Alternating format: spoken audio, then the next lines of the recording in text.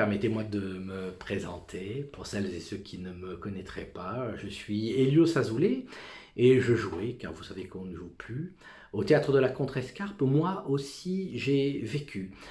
C'est un roman dont je suis l'auteur, qui a été publié aux éditions Flammarion au mois de janvier dernier.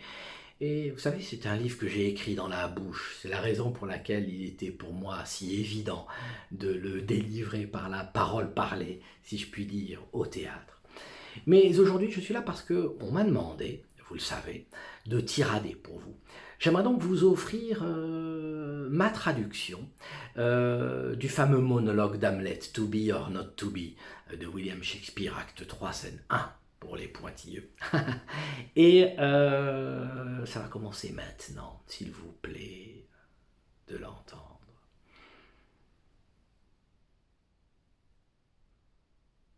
Être ou naître, ou ne pas,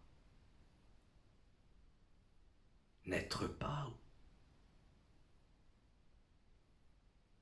ou ne pas être. Voilà,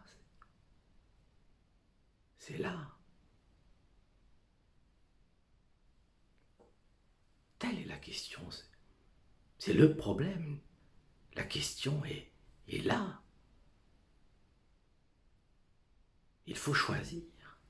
L'esprit est-il plus noble? Y a-t-il plus noble noblesse pour l'âme de supporter les coups de l'outrageante fortune, les revers, les flèches, les traits d'un destin atroce, ou de prendre les armes, de s'opposer, se révolter de douleur contre une mer immense d'océan, de mettre fin, mourir, dormir, non, pas plus, plus rien, et rien de plus, c'est tout.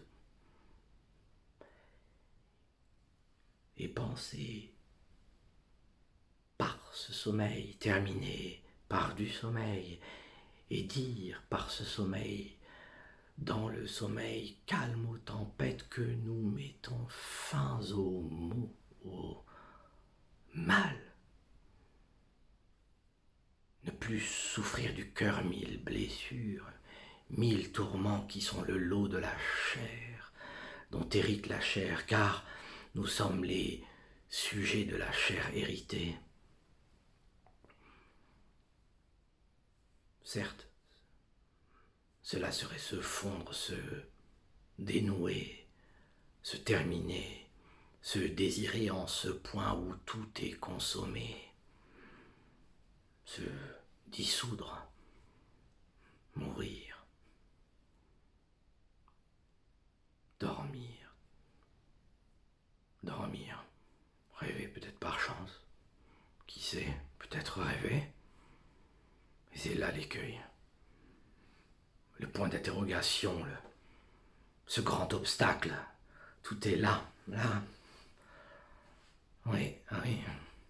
Et si ce sommeil de mort avait l'anxiété charnelle des rêves qui surgissent, la tourmente des songes qui y viennent, lorsque débarrassés d'étreinte, nous rejetons notre chaos, notre existence à tout ce tumulte.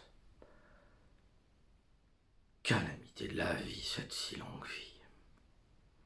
Qui peut en effet supporter le poids du corps, tant de honte et de deuil, les traits et les injures du temps, les coups de fouet du siècle et les mépris du monde, les injustices de l'oppresseur, les outrages, l'humiliation de la pauvreté du présent, ces gifles de nos prêtres menteurs d'un amour dédaigné, les lenteurs de la loi, l'insolence officielle des gouvernants, des médiocres, quand on pourrait soi-même en être quitte d'un simple coup de poignard.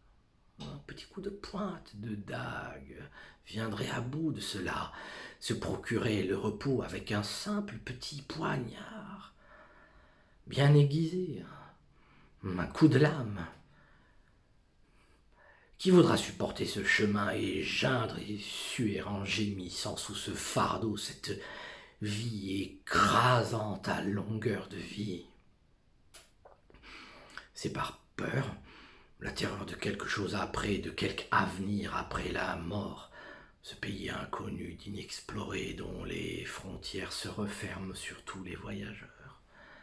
Voilà ce qui embarrasse la volonté dans une perplexité de glace. Et c'est ainsi que la conscience fait de nous tous ces lâches, des poltrons, des couards, des lâches, nous tous. Et d'avoir réfléchi, le feu de la résolution blêmie se décolore, projette sa pâleur malade. Le doute fait des lâches qui s'étiolent à l'ombre de la pensée, et tout l'élan, tout l'envol se perdent. Et l'entreprise se scrupule, se brise, se détourne, se déroute.